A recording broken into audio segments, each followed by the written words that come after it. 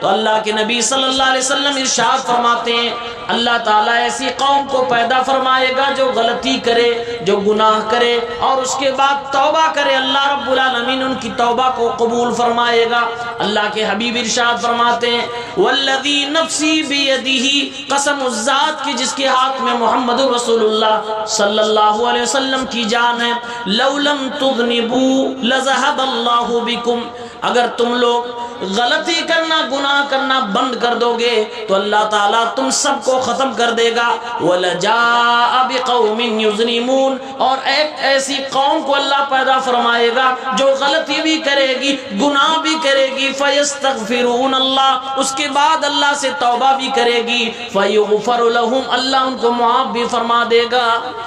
معلوم یہ ہوا اس روئے زمین پر جتنے بھی لوگ ہیں سب کے سب خطا کار ہیں۔ انبیاء کو اللہ تعالیٰ نے معصوم بنایا تھا، لیکن ہم اور آپ سے خطائیں ہوتی ہیں، لغزشیں ہوتی ہیں۔ خطا کار ہونا یہ انسانیت کے لیے عیب والی بات نہیں ہے، عیب والی بات یہ ہے کہ انسان گناہ کرنے کے بعد، خطا کرنے کے بعد توبہ نہ کرے۔ یہ انتہائی زیادہ غلط بات ہے کہ انسان توبہ سے دور ہو اور اپنے گناہوں پر مصر ہو۔ اللہ تعالیٰ قرآن کریم میں فرماتا ہے وَتُوبُوا إِلَى اللَّهِ جَمِيعًا أَيُّهَا الْمُؤْمِنُونَ، اے مومنو تم اللہ رب العالمین کی بارگاہ میں توبہ کرو۔ تمام مسلمانوں سے اللہ تعالیٰ فرما رہا ہے اے تمام کے تمام مسلمانوں تم توبہ کرو، تم سب کے سب خطا کار ہو، غلطیاں کرتے ہو، دن میں بھی غلطی، رات میں بھی غلطی، اکیلے میں بھی غلطی، مجلس میں بھی غلطی، ہر جگہ انسان خطا کر جاتا ہے۔ اللہ رب العالمین فرما رہا وَتُوبُوا إِلَى اللَّهِ جَمِيعًا أَيُّهَا الْمُؤْمِنُونَ، اے مومنو تم سب کے سب توبہ کرو لَعَلَّكُمْ تُفْلِحُونَ، کامیاب ہو جاؤ گے۔ غلطی ہو جائے توبہ کرنا ہے۔ اور اللہ تعالیٰ فرما رہا ہے قرآن کریم کی دیگر آیات میں کہ اگر انسان غلطی کرے اور اللہ سے دور ہوتا چلا جائے، گناہ بھی کرتا چلا جائے، تو اللہ رب العالمین ایسے لوگوں کی مدد بھی نہیں کرتا ہے۔ وَأَنِيبُوا إِلَىٰ رَبِّكُمْ وَأَسْلِمُوا لَهُ مِن قَبْلِ أَن يَأْتِيَكُمُ الْعَذَابُ ثُمَّ لَا تُنصَرُونَ، اپنے رب کی طرف توجہ کرو، اپنے اللہ رب العالمین کی طرف جھکو، عذاب آ جانے سے پہلے اپنے اللہ سے لو لگا لو۔ اور اگر ایسا ہو گیا کہ عذاب آ گیا تم نے اللہ سے لو نہیں لگائی، تم اللہ رب العالمین کی بارگاہ میں نہیں جھکے تو تمہاری مدد ہی نہیں کی جائے گی۔ اللہ کے نبی صلی اللہ علیہ وسلم فرماتے ہیں ہم میں سے جب انسان کوئی گناہ کرتا ہے، گناہ کا انسان کی زندگی پہ اثر کیا پڑتا ہے، خود اس کی ذاتی زندگی پر، اس کے جسم پر، اس کے دل پر کیا اثر پڑتا ہے۔ آپ فرماتے ہیں اذا اذنب العبد، جب انسان غلطی کرتا ہے، وَإِنَّ الْعَبْدَ إِذَا أَخْطَأَ خَطِيئَةً، جب کوئی بندہ غلطی کرتا ہے تو اس کے دل پر کالا دھبا اور کالا داغ پڑ جایا کرتا ہے۔ اللہ کے حبیب آگے ارشاد فرماتے ہیں غلطی کیا، دل کے اوپر کالا داغ پڑ گیا، اب اس کو یاد آیا کہ میں نے غلطی کر دی، میں نے گناہ کر دیا، کسی نے سمجھایا، کہیں جا کر کوئی بات سنی، اس کو یاد آیا کہ جو میں نے کیا وہ غلط تھا، اب اس نے اس کو چھوڑ دیا، اللہ رب العالمین سے توبہ کی، استغفار کیا، اے اللہ غلطی ہو گئی اب دوبارہ یہ گناہ نہیں کروں گا، سقل قلبہ، اللہ کے نبی فرماتے ہیں اس کا دل صاف کر دیا جاتا ہے، اس کا دل دھل دیا جاتا ہے، وہ اپنے اس گناہ سے بری ہو جاتا ہے۔ اور اگر مزید توبہ کرتا جاتا ہے تو اللہ تعالیٰ اس کے دل کو اور صاف کر دیتا ہے، لیکن اگر گناہ زیادہ کرتا جاتا ہے تو دل کے اوپر زنگ پڑ جاتا ہے۔ قرآن میں جس کو اللہ نے کہا کَلَّا بَلْ رَانَ عَلَىٰ قُلُوبِهِمْ مَا كَانُوا يَكْسِبُونَ، جن لوگوں کے دلوں پہ زنگ پڑ گیا ہے وہ ان کے برے اعمال کی وجہ سے زنگ پڑ گیا ہے۔ دل کے اوپر بھی زنگ پڑ جایا کرتا ہے، یہ ہمارے نبی صلی اللہ علیہ وسلم ارشاد فرماتے ہیں۔ تو اس زمین پر خطا کار ہونا، غلطی کرنا، گناہ کرنا یہ اتنی بری بات نہیں ہے جتنی بری بات یہ ہے کہ انسان گناہ کرنے کے بعد اسی پر ڈٹا رہے اور توبہ کی طرف نہ جائے۔ آج اپنے پورے ہندوستان کا ماحول دیکھیے، ہمارے ملک کے جو بھائی ہیں، غیر مسلم بھائی ہیں، وہ اپنے ہی گناہوں کو دھلنے کے لیے ایک ندی کے اندر اور اس کے اندر جا کر اسنان کرتے ہیں، غسل کرتے ہیں، نہا رہے ہیں اس امید کے ساتھ کہ ہمارے گناہ دھل دیے جائیں گے، گناہ دھل دیے جائیں گے، یعنی کہ گناہوں سے بچنے کا تصور یہ بھی لیے بیٹھے ہیں، اور یہ چاہتے ہیں کہ پاپ اگر انسان کی زندگی میں زیادہ ہو جائے تو اس سے اس کو دھلنا ضروری ہے۔ اور ان کے یہاں ان کے مذہبی اسکالرس نے یہ بتایا ہے کہ جا کے اس کے اندر بھائی صاحب آپ اسنان کر لو، آپ اس کے اندر آستھا کی ڈبکی لگا لو، تمہارے سارے کے سارے گناہ معاف ہو جائیں گے، پاپ سارے کے سارے دھل دیے جائیں گے۔ جبکہ قرآن کریم میں اللہ رب العالمین فرماتا ہے اے میرے بندو اگر تم سے غلطی ہو جائے تم اپنے اللہ رب العالمین سے معافی مانگو، گناہ کو ہمیشہ کے لیے چھوڑ دینے کا وعدہ کرو، اور وعدہ کرو اے اللہ یہ گناہ دوبارہ نہیں کروں گا، اللہ کی بارگاہ میں سچی توبہ کرو، توبہ نصوح کرو، رب العالمین تمہاری توبہ قبول فرمائے گا، سارے گناہوں کو دھل دیا جائے گا۔ بلکہ ہمارا اسلام تو یہ کہتا ہے اگر کوئی انسان گناہ کا کام کر رہا ہو اور اس کے بعد توبہ کر لے، یعنی اگر کوئی غیر مسلم ہے شرک کی دلدل میں پڑا ہوا ہے، کبھی چاند ستاروں کی عبادت کر رہا ہے، کبھی پہاڑوں کی عبادت کر رہا ہے، کبھی سمندروں کی اور پانی کی عبادت کر رہا ہے، کبھی جنگلات کی عبادت کر رہا ہے، یہاں تک کہ انسان کی شرمگاہوں کی بھی عبادت کرنے لگا ہے آج کا انسان، اگر یہ اپنے ان سارے پاپ سے اپنے آپ کو بری کرنا چاہتا ہے، بچانا چاہتا ہے، ہمارا اسلام کہتا ہے کہ ایک بار کلمہ پڑھ لو، مسلمان بن جاؤ، تمہارے سارے کے سارے گناہ معاف ہو جائیں گے۔ ایک صحابی ہیں حضرت عمرو بن عاص رضی اللہ تعالیٰ عنہ، ان کی زندگی کا آخری وقت چل رہا ہے، اب جاکنی کا عالم میں، باپ بستر پہ پڑا ہوا ہے، بیماری کا وقت ہے،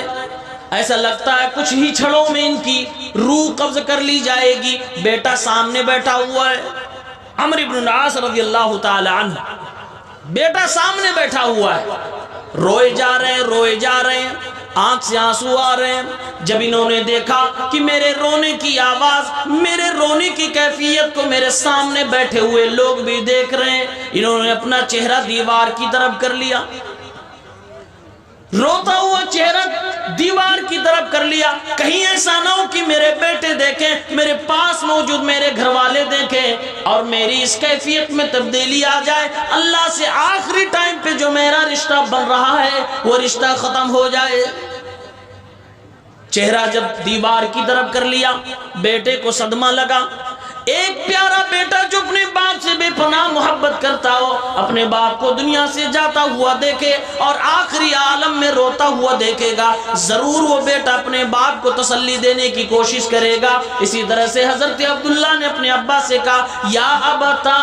اما بشرک رسول اللہ بکذا، اے ابا جان کیا آپ کو اللہ کے نبی صلی اللہ علیہ وسلم نے فلاں چیز کی بشارت نہیں دی تھی؟ اے ابا جان کیا آپ اللہ کے نبی کے پیارے صحابی نہیں ہیں؟ ضرور آپ اللہ کے نبی کے پیارے صحابی ہیں، اللہ کے نبی نے بشارت دی تھی، آپ کے ذریعے سے مصر فتح ہو گیا۔ اے ابا جان یہ آپ کی خوبیاں، یہ بشارتیں آپ کے بارے میں ہیں، پھر آپ اس وقت اتنا زیادہ رو کیوں رہے ہیں؟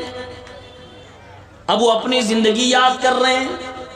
زندگی کے آخری موڑ پہ بستر پہ پڑے رہے، اس وقت اپنے بیٹے کے سامنے اپنی پوری زندگی کو 3 حصوں میں تقسیم کرتے ہیں اور کہتے ہیں اے میرے بیٹے، میری زندگی میں 3 طرح کی سچویشن آئی، 3 طرح کے لیول آئے تھے۔ پہلا لیول یہ تھا، پہلی میری حالت یہ تھی کہ جب میں نے محمد رسول اللہ کے بارے میں سنا تو مجھے ان سے بڑی نفرت ہو گئی، بڑی دشمنی ان سے ہو گئی، ان کا نام سنتے مجھے دشمنی ہونے لگتی تھی، مجھے پریشانی ہونے لگتی تھی، یہاں تک کہ میں دل میں یہ سوچنے لگا کب محمد کو میں پکڑوں اور محمد کو قتل کر ڈالوں، نعوذ باللہ۔ کہ پہلے میں ایسا سوچا کرتا تھا کہ جیسے ہی ان کو میں پکڑوں گا ان کو میں قتل کر ڈالوں گا۔ اے میرے بیٹے، اگر میں اس حالت میں دنیا سے چلا جاتا، اگر میرا انتقال ہو جاتا تو میں سمجھتا ہوں کہ میں تو جہنم میں جاتا۔ اسلام بھی قبول نہیں کیا اور اسلام کے نبی محمد رسول اللہ صلی اللہ علیہ وسلم کو قتل کرنے کی تمنا اپنے دل میں لیے بیٹھا تھا۔ لیکن اے میرے بیٹے میری زندگی میں وہ دوسرا فیس بھی آیا، وہ دوسرا مرحلہ بھی آیا کہ جب میں اسلام لے آیا سن 6 ہجری میں اللہ کے نبی جناب محمد عربی صلی اللہ علیہ وسلم کے سامنے پہنچا اور میں نے کہا اے اللہ کے نبی محمد الرسول اللہ صلی اللہ علیہ وسلم میں اسلام قبول کرنا چاہتا ہوں، لائیے اپنے ہاتھ کو، میں بیعت کرنا چاہتا ہوں۔ بیعت کرنے کے لیے اللہ کے نبی کے سامنے آ گیا۔ اللہ کے نبی نے فرمایا لیجئے، ہاتھ بڑھایا پیارے پیغمبر نے بیعت کرنے کے لیے۔ عمرو بن عاص رضی اللہ تعالیٰ عنہ کہتے جب اللہ کے نبی نے ہاتھ بڑھایا میں نے اپنے ہاتھ کو کھینچ لیا، اب میں رک گیا۔ اللہ کے نبی صلی اللہ علیہ وسلم حیران ہو گئے، اے عمرو بن عاص تم نے خود کہا کہ بیعت کرنے کے لیے ہاتھ بڑھائیے، میں بیعت کرنا چاہتا ہوں، یہ لو، پھر کیوں پیچھے ہٹ گئے، کیا بات؟ فرمایا حضرت عمرو بن عاص نے اے اللہ کے نبی میں ایک شرط رکھنا چاہتا ہوں اسلام قبول کرنے سے پہلے۔ پیارے بھائیوں غور سے سنیے، اسلام لانے کے لیے عمرو بن عاص نے کیا شرط لگائی؟ اللہ کے نبی صلی اللہ علیہ وسلم نے فرمایا اے عمرو کیا شرط لگانا چاہتے ہو؟ اللہ کے نبی صلی اللہ علیہ وسلم حل یغفر لی، کیا میں نے زمانے جاہلیت میں آج تک جو جو گناہ کیے ہیں، جو جو پاپ کیے ہیں، وہ سارے کے سارے پاپ معاف کیے جا سکتے ہیں؟ ماں اللہ تعالیٰ ان سارے گناہوں کو معاف کر سکتا ہے۔ اللہ کے نبی صلی اللہ علیہ وسلم نے فرمایا اے عمرو بن عاص کیا تمہیں معلوم نہیں اما علمت ان الاسلام یہدم ما کان قبلہ، کیا تمہیں یہ بات معلوم نہیں کہ ایک بندہ جب اسلام قبول کر لیتا ہے،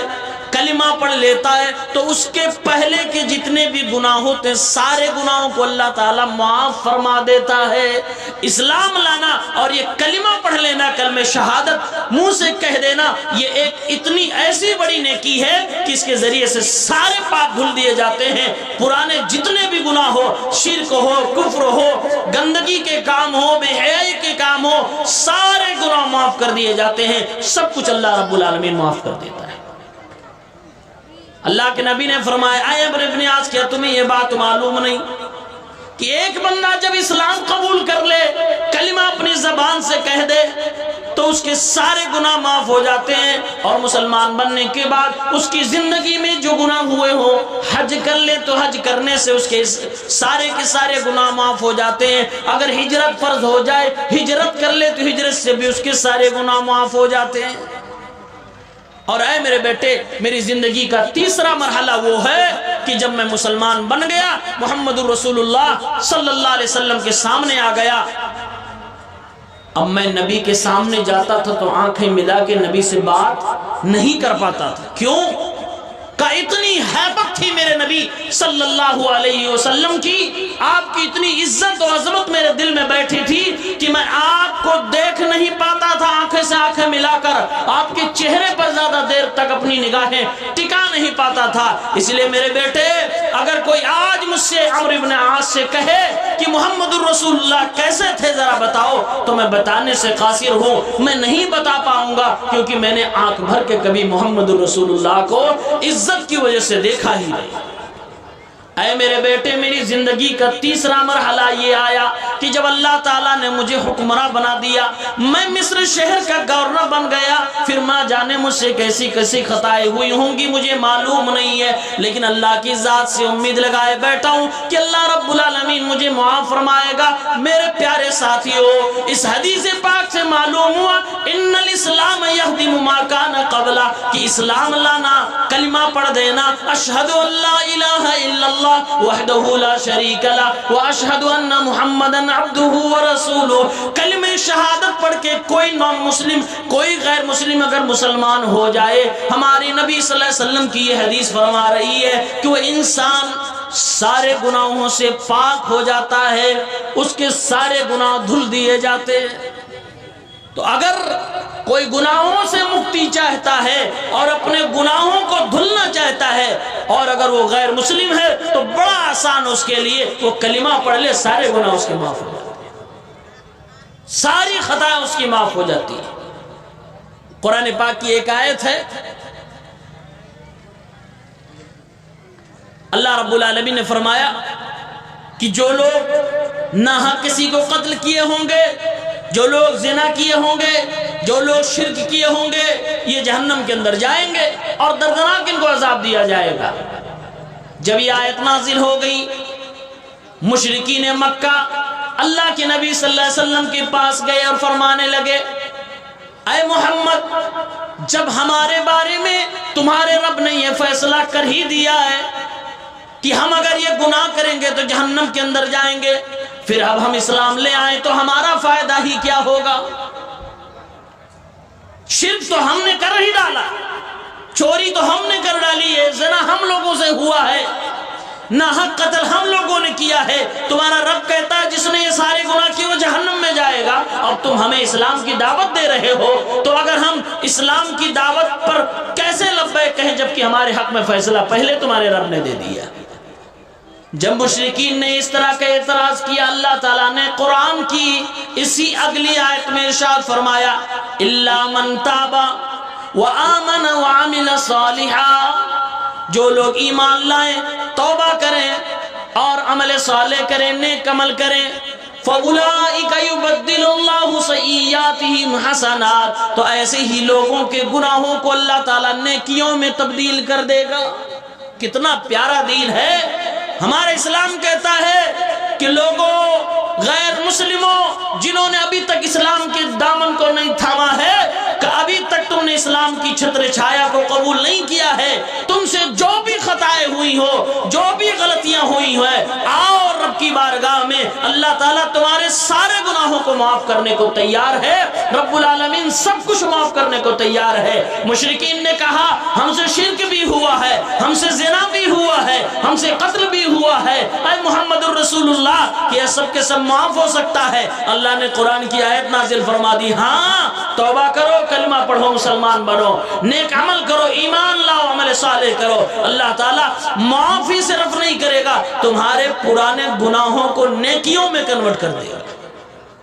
یہ ہمارا اسلام۔ ایک حدیث ہے، اللہ کے نبی صلی اللہ علیہ وسلم ایک بار ارشاد فرماتے، میں تمہیں جنت میں سب سے اخیر میں جانے والے شخص کی بات نہ بتلاؤں؟ ایک ایسا انسان جو کہ پہلے جہنم میں جائے گا، سب سے اخیر میں جہنم سے نکالا جائے گا، پھر اسے جنت میں ڈالا جائے گا۔ اس کے بارے میں اللہ کے نبی صلی اللہ علیہ وسلم ارشاد فرماتے ہیں، اللہ رب العالمین فرمائے گا، اے میرے فرشتوں، میرے اس بندے پر اس کے چھوٹے چھوٹے گناہ پیش کرو۔ چھوٹے چھوٹے گناہ کیا ہے؟ بازار میں ہٹیا میں چل رہے ہیں، عورت کوئی بے پردہ دکھائی دی، اب اسی کو گھورے جا رہے ہیں، ٹرینوں میں ہے، گاڑیوں میں ہے، عورت کے بغل میں بیٹھ گئے، اس کو زبردستی چھوئے جا رہے ہیں۔ چھوٹے چھوٹے گناہ جو اس نے کیے ہیں، اللہ فرمائے گا اس کے اوپر پیش کیا جائے گا، اس کے اوپر پیش کیا جائے گا اور کہا جائے گا یہ گناہ تم نے فلاں جگہ پہ کیا، سارے چھوٹے چھوٹے گناہ اس کو گنائے جائیں گے۔ وہ بندہ اندر سے ڈرا ہوا ہوگا، اے اللہ رب العالمین، یہ وہ چھوٹے چھوٹے گناہ ہیں جن گناہوں کو میں تو خاطری میں ہی نہیں لاتا تھا، میں جان بوجھ کر ہلکے میں سمجھ کر اسے کر دیا کرتا تھا، ابھی جب بڑے بڑے گناہوں کا تذکرہ کیا جائے گا تو میری کیا حالت بنے گی؟ وہ دل میں یہی سوچ رہا ہوگا کہ ابھی بڑے بڑے گناہوں کا نمبر آیا ہی نہیں، یہ چھوٹے چھوٹے گناہ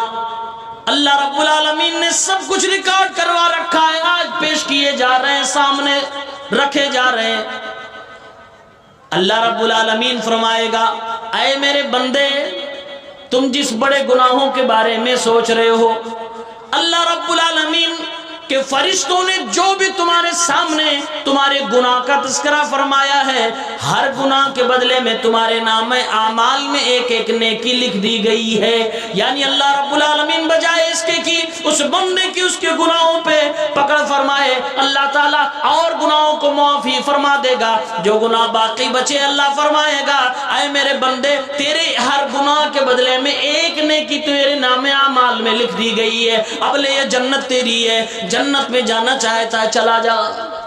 اس کو جنت کے اندر داخلہ مل جائے گا۔ یہ حدیث بیان کرنے کے بعد میرے نبی ایسے مسکرائے، حدیث کے الفاظ ہے حتی بدت نواجزہ، یہاں تک کہ اللہ کے نبی صلی اللہ علیہ وسلم کے دانت نظر آ گئے۔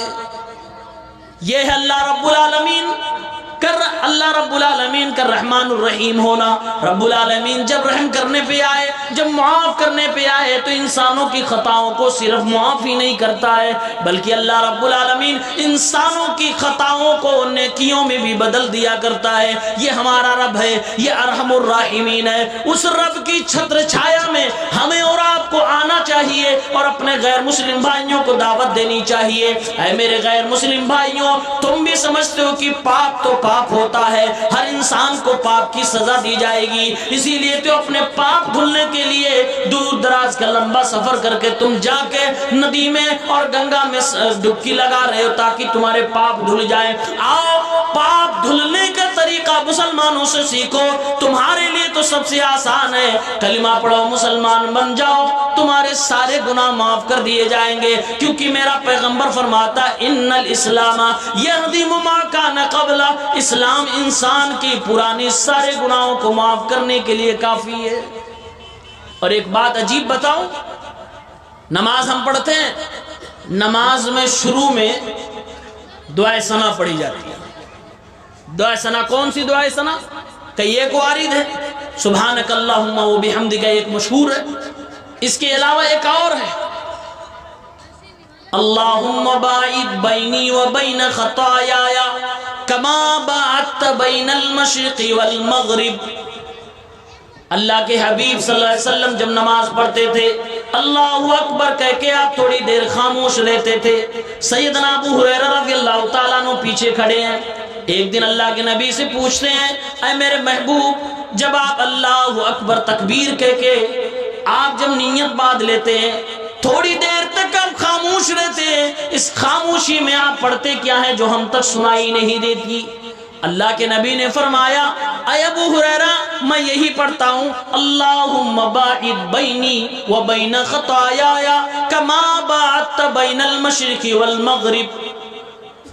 اے اللہ رب العالمین میرے اور میرے گناہوں کے درمیان اتنی دوری فرما دے جتنی دوری مغرب اور مشرق کے درمیان ہے، جتنی دوری پورب اور پچھم کے درمیان ہے، جتنی دوری ایسٹ اور ویسٹ کے درمیان ہے، اے اللہ اتنی دوری میرے اور میرے گناہوں کے درمیان کر دے۔ مغرب اور مشرق کی دوری آج تک سائنس ماپ نہ سکی، پچھم سے لے کر پورب تک کی کیا دوری ہے آج بھی آپ گوگل پہ سرچ کر کے دیکھ لیجئے، گوگل بتانے سے قاصر ہے، دنیا سائنس حیران ہے، اس کو ماپ ہی نہیں سکی، میزر ہی نہیں کیا جا سکا۔ کیوں؟ اس لیے کہ یہ انسان تو صرف زمینوں کو ماپ سکتا ہے، زمینوں کے باہر خلاؤں میں فضاؤں میں نہ جانے کتنی دوریاں موجود ہیں جو ہمیں اور آپ کو معلوم ہی نہیں ہے، دنیا نہیں بتا سکتی ہے۔ میرے نبی دعا فرما رہے ہیں اے اللہ جو مشرق اور مغرب کے درمیان تو نے دوری رکھی ہے وہ میرے اور میرے گناہوں کے درمیان دوری فرما دے، یعنی اے اللہ مجھے میرے گناہوں سے کوسوں دور فرما دے۔ یہ دعا کون مانگ رہا ہے؟ امام الانبیاء محمد رسول اللہ صلی اللہ علیہ وسلم مانگ رہے ہیں۔ اور اس کے بعد کا اگلا جملہ دیکھو، اللہ کے نبی فرما رہے ہیں اللہم باعد بینی و بین خطایایا کما باعدت بین المشرق والمغرب۔ اے اللہ تعالیٰ میرے اور میرے گناہوں کے درمیان اتنی دوری فرما دے۔ اے اللہ رب العالمین مجھے میرے گناہوں سے ایسے پاک فرما دے، ایسے دھل دے کما ینقی الثوب الابیض من الدنس، جس طریقے سے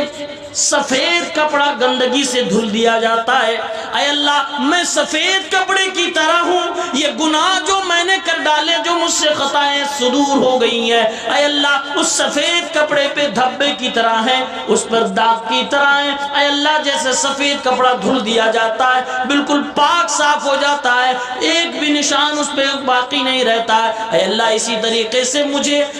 پاک صاف کر دے، میرے گناہوں کو دھل دے۔ اور تیسرا جملہ سنو میرے بھائیوں، تیسرا جملہ غور سے سنو، اللہ کے نبی دعا فرما رہے ہیں اللہم اغسل خطایایا بالماء والثلج والبرد۔ اے اللہ رب العالمین میری خطاؤں کو کو دھل دے، پانی سے دھل دے، اولوں سے دھل دے اور برف سے دھل دے۔ گناہوں کو کس سے دھلنے کی دعا کی جا رہی ہے؟ پانی سے دھلنے کی دعا کی جا رہی ہے، برسنے والے اولوں سے دھلنے کی دعا کی جا رہی ہے، برف سے دھلنے کی دعا کی جا رہی ہے۔ اس کے شارحین نے دو معنی بتلائے ہیں، اس کا دو معنی شرح کرنے والوں نے بتلایا ہے۔ ایک معنی یہ، اگر حقیقت پہ لیا جائے تو گویا کہ اللہ کے نبی صلی اللہ علیہ وسلم انسان کے گناہوں کو گندگی سے تعبیر کر رہے ہیں، اور اللہ کے نبی یہ فرما رہے ہیں، ایک سائنس کی بات اللہ کے نبی سمجھا رہے ہیں، کیمسٹری کی بات سمجھا رہے ہیں، کیمیکل کی دنیا کو اللہ کے نبی سبق دے رہے ہیں، سائنس دانوں کو ایک لیسن دے رہے ہیں کہ اے لوگوں، اگر گندگی زیادہ کپڑے میں لگ جائے تو تم پانی سے دھلو گے، کچھ صاف ہو جائے گا، لیکن گندگی اگر زیادہ باریکی سے کپڑے کے اندر جذب کر جائے تو اولے سے دھلو گے تو اور زیادہ صاف ہوگا، برف سے دھلو گے اور زیادہ صاف ہوگا۔ گویا کہ اللہ کے نبی صلی اللہ علیہ وسلم یہ بیان فرما رہے ہیں کہ یہ غلطیاں جو ہم کرتے ہیں، جو گناہ کرتے ہیں، یہ ساری کی ساری غلطیاں اور یہ گناہ، یہ سب گندگیاں ہیں، اس کو دھلنے کی ضرورت ہے، اس کو صاف کرنے کی ضرورت ہے، کیونکہ کوئی بھی انسان گندا نہیں رہنا چاہتا، اپنے کپڑے گندا نہیں رکھنا چاہتا ہے۔ ایک دوسرا مطلب اس کا یہ ہے جو بعض شارحین نے بیان کیا ہے کہ اے لوگوں، جو ہم گناہ کرتے ہیں، ہمارے گناہوں میں ایک طرح کی گرمی پائی جاتی ہے، اور ان گناہوں کی وجہ سے ہم جہنم میں جا سکتے ہیں، اور جہنم کتنی بھیانک، کتنی زیادہ گرم ہے، ہم اندازہ بھی نہیں کر سکتے۔ اللہ کے نبی دعا فرما رہے ہیں، اللہم اغسل خطایا بالماء والثلج والبرد۔ اے اللہ رب العالمین، میں نے زنا بھی کر ڈالا، میں نے گناہ تو بہت کیا، چوری کی ہے، اے اللہ بدکاری کر ڈالی، قتل کر ڈالا، بے ایمانی کر ڈالی، بڑے بڑے گناہ، چھوٹے اور بڑے کئی گناہ اللہ تعالیٰ ہم سے صدور ہو گئے ہیں، اے رب العالمین تو معاف فرما دے۔ اے اللہ رب العالمین، میرے گناہوں کی وجہ سے جہنم بھڑک اٹھی ہے، میرا انتظار کر رہی ہے، اے اللہ جہنم کی آگ کو تو ٹھنڈا کر دے، پانی کے ذریعے سے تو اسے ٹھنڈا کر دے، اولوں کے ذریعے سے تو اسے ٹھنڈا کر دے، برف کے ذریعے سے۔ اسلام کے اندر بھی پانی سے گناہوں کو ٹھنڈا کرنے کی بات کی جا رہی ہے۔ ہمارے ہاں سب سے مقدس پانی کون سا پانی ہوتا ہے؟ میں بچوں سے یہ جواب لینا چاہوں گا، سب سے اچھا اور مبارک پانی کون سا پانی مانا جاتا ہے؟ کوئی بولے۔ بسلری، واو۔ اور کوئی جواب؟ کیا؟ ماشاءاللہ، یہ مائک آپریٹر بیٹھے بھائی، ہاں آپریٹر، ہاں اللہ تعالیٰ برکت دے، بولے زمزم کا پانی۔ آپ کا جواب بالکل صحیح ہے، سب سے معتبر، سب سے مبارک بابرکت پانی کون سا ہمارے یہاں؟ زمزم کا پانی۔ بسلری اپنے حساب سے، دنیا کے حساب سے جواب قدر غنیمت، لیکن میں اسلامک نقطہ نظر سے پوچھ رہا تھا۔ زمزم سب سے مبارک پانی ہمارے یہاں ہے، لیکن کبھی آپ نے دیکھا یا سنا کبھی ہے کہ اگر زمزم سے غسل کر دو تو سارے گناہ آٹومیٹک دھل جائیں گے؟ اگر زمزم سے آپ غسل کر لو تو آپ کے گناہ پورے کے پورے دھل دیے جائیں گے؟ ایسا ہمارے یہاں کچھ نہیں ہے۔ ہاں کچھ بدعتی